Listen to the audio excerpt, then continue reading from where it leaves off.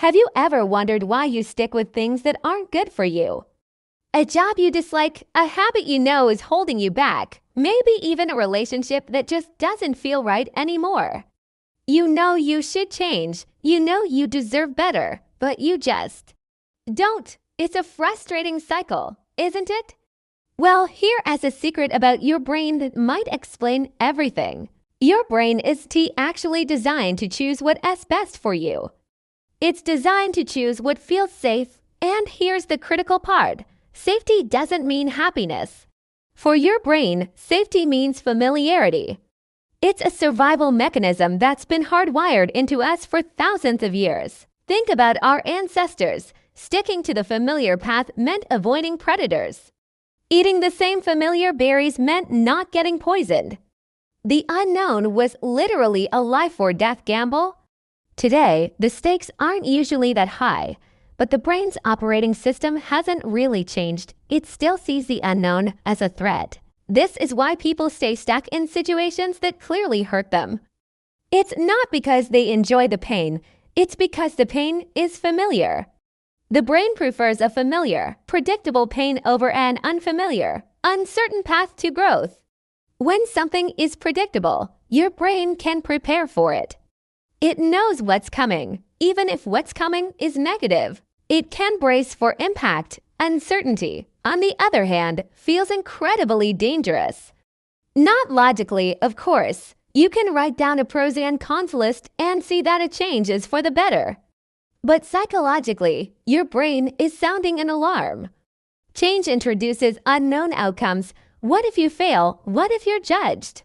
What if it's even worse than what you have now? Your brain interprets all of these what-ifs as potential threats, and its primary job is to protect you from threats. So, it does everything it can to keep you in the familiar zone.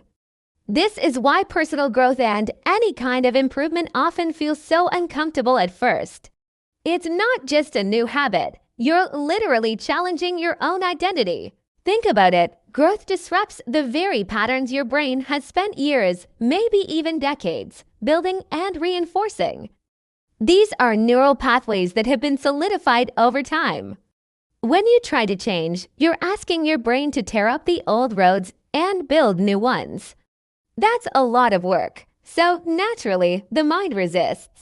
It will create a flood of excuses. I'll start on Monday. I'm too tired right now. It's not the right time. It will delay. It will rationalize staying exactly where you are, because staying the same requires zero effort and presents zero unknown risks. We often mistake comfort for peace, but they are not the same thing. What we call comfort is often just predictability. Your brain clings to routines because routines reduce the mental energy required to navigate the day. They eliminate uncertainty. The problem is, some of those routines can be the very things that are slowly destroying your motivation, your confidence, and your dreams. The familiar pain of your current situation feels controllable. You know how to handle it. You've been handling it for a long time.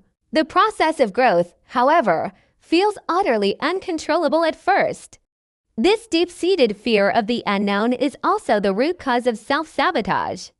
Have you ever been on the verge of a major success, only to do something that completely undermines your progress? That's your brain pulling the emergency brake. Success introduces unfamiliar responsibilities, new expectations, and a new identity.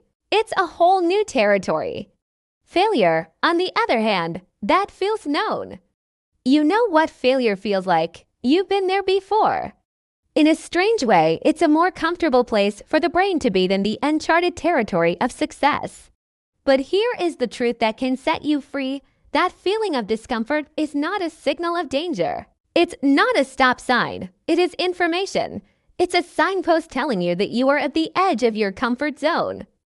It's an indicator that growth is happening.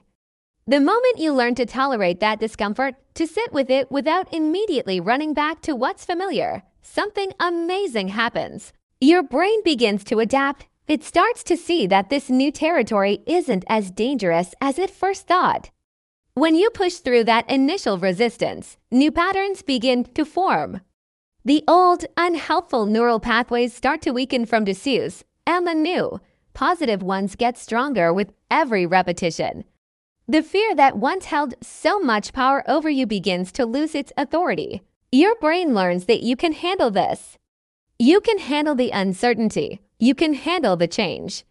And with that, your world starts to expand. True clarity doesn't come from staying in your comfortable, predictable bubble. It comes from courage.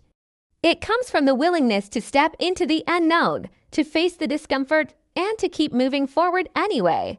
And the most powerful thing to remember is this: the moment you consciously choose growth over familiarity, your brain will eventually follow. It won't be an instant switch. There will still be resistance.